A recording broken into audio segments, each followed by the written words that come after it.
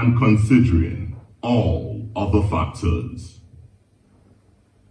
Housemates. Yes, big brother. You have lost your wager. This one pay me differently, oh. It hits me different. Like, he choke. Leave the arena immediately.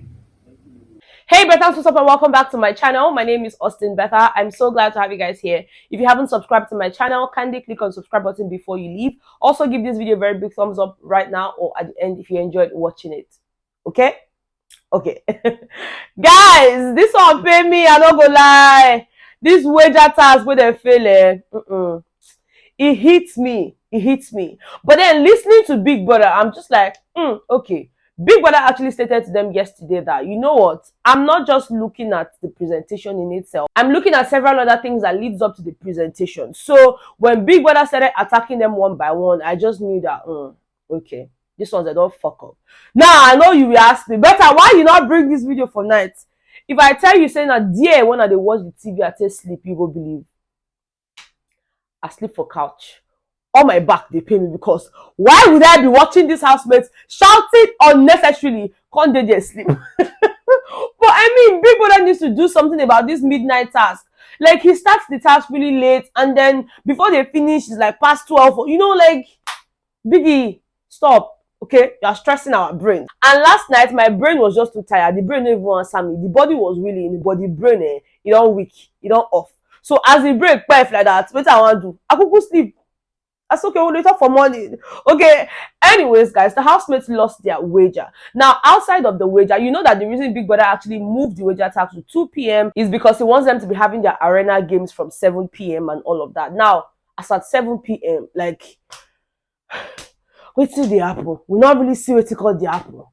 Now, like later, they can't start the task. But anyways, guys, the task was courtesy of Pocket by Piggyverse. And of course, they were shared into teams as usual. We had 4 teams. So let me quickly run you guys through that. I have my note here. So we have Team Pocket ID. That's Shegs, Brian, Rachel, Giddyfire, Allison. For Team Escrow, we have HERMÈS, Eloswag, Daniela, Adekunle, Bella.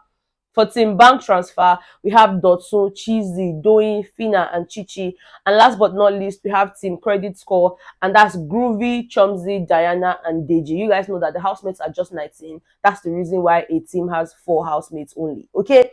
Now, they played the first game. Now, the first game was more like, you know, this maze game. You know, all this maze game, you go like this, go like this, go like this, but then you have to do it blindfolded. So only one member of each team is allowed to go through the maze. But then Biggie instructed that 2 other housemates from that particular team direct that one that will be in the maze. You know, go left, no, turn right, no, go on, bend, you know, jump your head like that. You know, so they did all of that. And as soon as they were done, Team Escrow won, and that's HERMÈS, Eloswag, Daniela, Adekunle, and Bella. Now, for the second game, Biggie had told them that this one was more like, you know, business models and all of that. There were 4 marketplaces. We had the fashion market, we had the food market, we had the electronic market, and we also had the beauty market. And Biggie had informed the housemates that they were going to take time to pitch their business ideas to possible customers, as well as encourage them to use the Pocket app to patronize their businesses. Okay, and of course, because Team Escrow won, Biggie told them that they had the right to go and choose what marketplace they would like to work on first.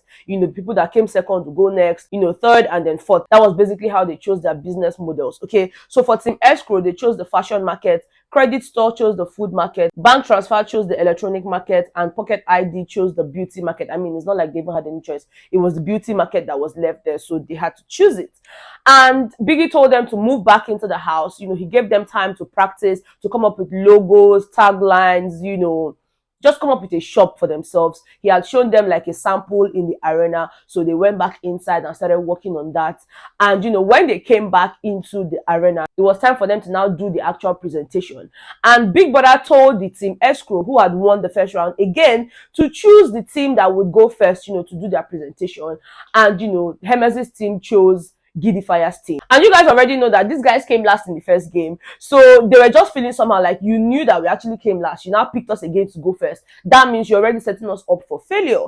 And you know, they did a good job, but they forgot to mention their business name. Like, they were just more focused on the whole Pocket app thing and all of that. Yeah, other teams went, did theirs. In fact, Fina's team did the best. You know, Fina was like, oh ma, this is your ogbonge rishi electronic. You know, she just put all of that ajasa into their presentation, and then Doi came, gave us with the whole phone, you know, this is this, this is this. They talked about the pocket app. Dotu came, finished work. You know, it was just really nice. But then when it was time for HERMÈS' team to go, because they decided to go last, since you know, they are the winners, they can actually do what they want. You know, they went there. Adekunle was the only person talking. You know, Elo Swag and HERMÈS were there, you know, showing us their fashion things, you know, showing off all their things. But Adekunle spoke and spoke and spoke. And at some point, I'm like, is it the only person that's going to talk in this group? But then after the entire presentation and all of that, yeah, Fina's team won. And that's team bank transfer, which included Dotun, Cheesy, Doyin, Fina, and Chichi. You know, they won that particular game. Team bank transfer.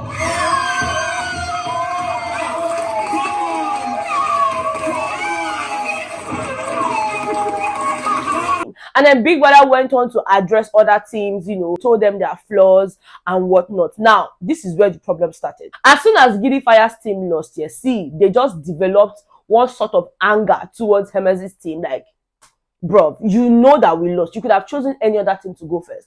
Why would you choose us to go first again? Knowing fully we're saying every team will go first. Now in the scapegoats, they don't really get them. Now when they make the mistake, other teams will come copy. Now we don't fail the first one. You still can't say more go fail again, Abi. You know, I'm sure that that's what they're probably doing in their minds. To the point where when HERMÈS' team lost there, come and see Yabin, you know, Rachel, Giddy Fire, they're like, after everything, you people still lost. I mean, it's just normal. They think they pay them for body. So they reacted based off of, you know, what was happening in the moment. Now, Giddy Fire and Rachel did not stop to think, oh, wait, but our guy will be Adekunle, he did this HERMÈS team. So if we yab this team now, let me say we yab our friend. See, they did not put all of that into consideration because they were just going about say, after everything, people still lost, blah blah blah. HERMÈS now took it P that that he rides on hate. That why would they be laughing at him? That it's just a game. That why would they be laughing at his team for losing? Blah blah blah. That why they taking it personal? Blah blah. The hate you give, make sure you can fucking take it. If not, person will pick you up this meal, and I haven't seen any fight. Dead guys. All of them are dead. People have been inside race. When they look out for dead. All of them are dead individuals. The fuck? Because you do that, you have to measure what they're doing. You guys are dead. Dead fucking energy. No respect. None whatsoever.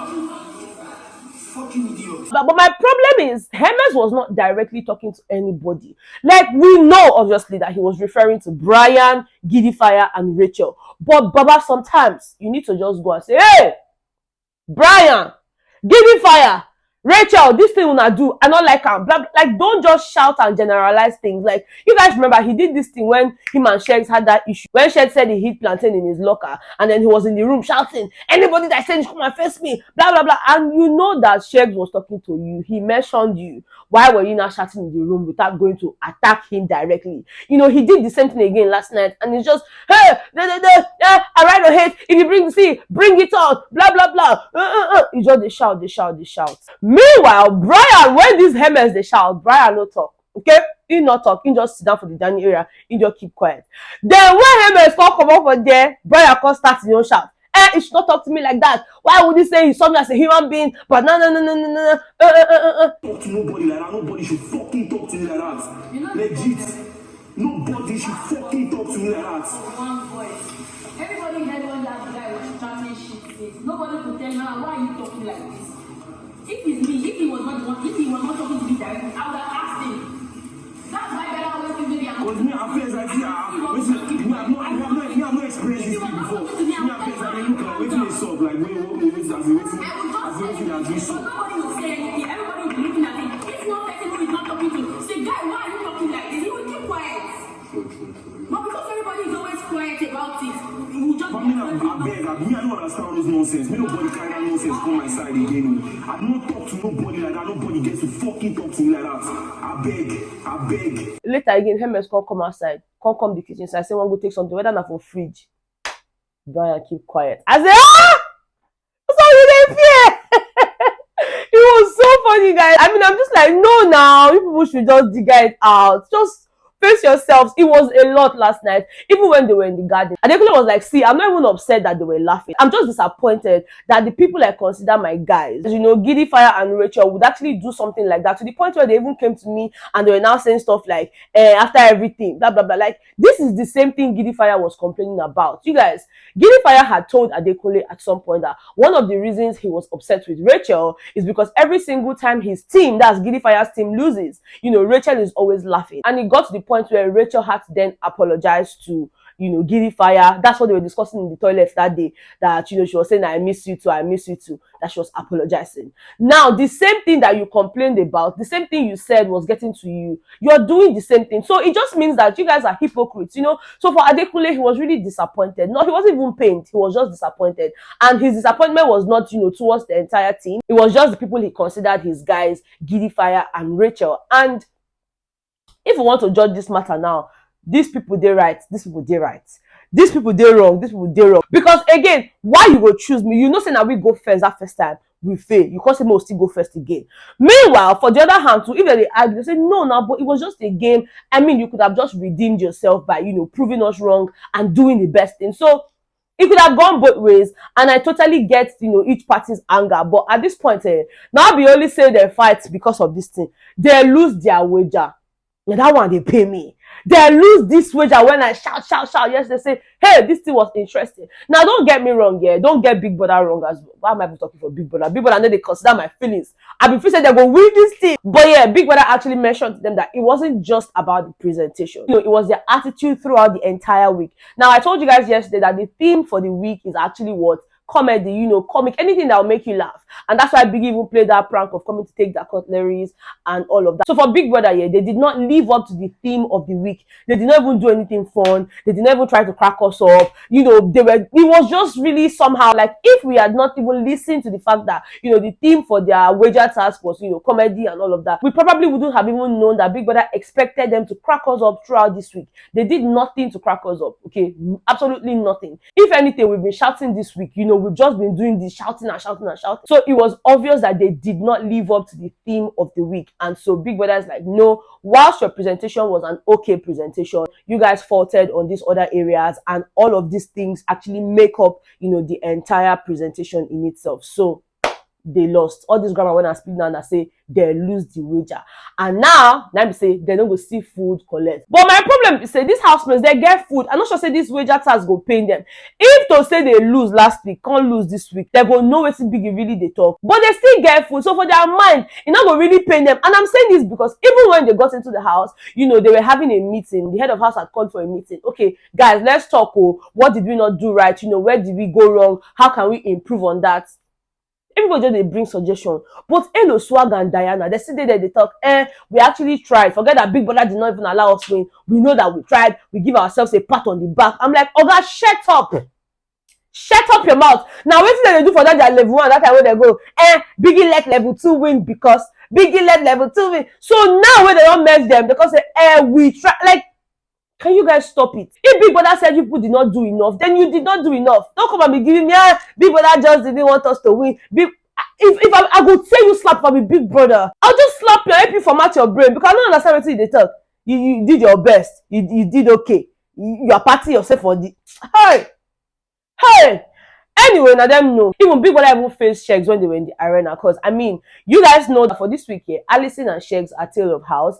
And Big Brother gave them costumes and, you know, just things to wear to make us know that they're actually the tail of house, you know. But from what we could see this week here, it was only Allison that followed through with the whole task of being tail of house and all of that. I'm not saying that Shegs didn't do at all, but then Shegs will do now. The next minute, he's not wearing the costume. He's not wearing. He's complaining, why would they paint? You know, Shegs, I even told you guys during the week that Shegs was complaining that he did not want his face to be painted, blah, blah, blah. Even when he went in for his diary session, Big Brother had asked him about his skirt because, I mean, Big Brother wants them to look funny. Again, the theme of the week, comedy, laughter. You know, Big Brother wanted them to crack us up even without speaking. You know, so they deprived us of all the laughter that we could have gotten just by looking at them and laughing. So Big Brother had given them the Joker outfits, you know, the colorful wigs, the ugly looking skirts and all of that. So what we saw mostly was Allison wearing that her wig was horrible. You know, but this girl has been wearing that wig with pride throughout this week and all of that. Even though she was the one that was crying in the arena that day Biggie announced them as tail. But I told you guys that the next morning, yeah, she just accepted the position with her full chest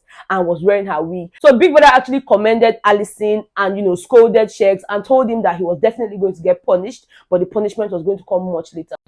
Shegs, Yes, Big Brother. you have failed to honor Big Brother's house rule.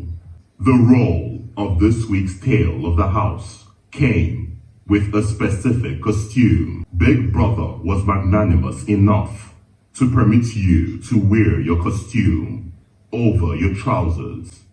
Yet, you disobeyed Big Brother's orders.